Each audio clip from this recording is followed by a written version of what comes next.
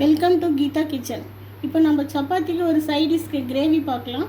இந்த கிரேவி பேர் பஞ்சாபி சிக்கன். இப்போ நான் வந்து 1/2 கிலோ சிக்கன் எடுத்திருக்கேன். தேவையான அளவு உப்பு போட்டிருக்கேன். மஞ்சத்தூள் 1/2 டீஸ்பூன் போட்டிருக்கேன். 2 டீஸ்பூன் தயிர் சேர்த்து கலக்கி வச்சுருக்கேன். இது ஒரு 1/2 அன் ஹவர் நல்லா ஊறட்டும்.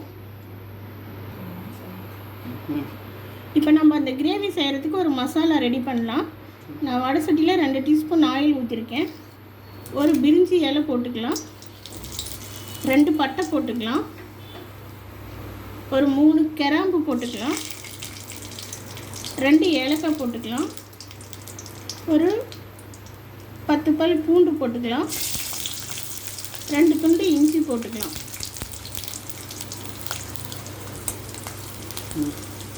அது கூடவே நான் ஒரு பெரிய வெங்காயம் உரித்து நறுக்கி வச்சுருக்கேன், அதையும் சேர்த்துக்கலாம்.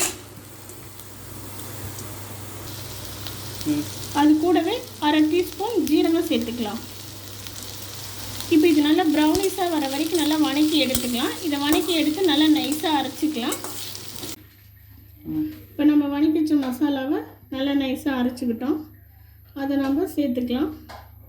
2 டீஸ்பூன் ஆயில் ஊற்றி அதை சேர்த்துக்கலாம். இப்போ அந்த அரைச்சி ஊற்றின அந்த மசாலா நல்லா வணங்கிருச்சு. நான் 2 தக்காளி வந்து பச்சை தக்காளியை நைஸாக அரைச்சி வச்சுருக்கேன், அதையும் சேர்த்துக்கலாம்.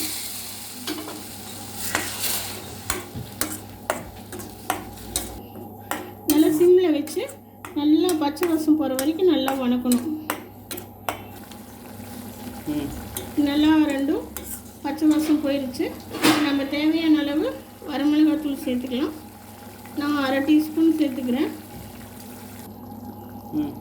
1 டீஸ்பூன் கொத்தமல்லி தூள் சேர்த்துக்கலாம்.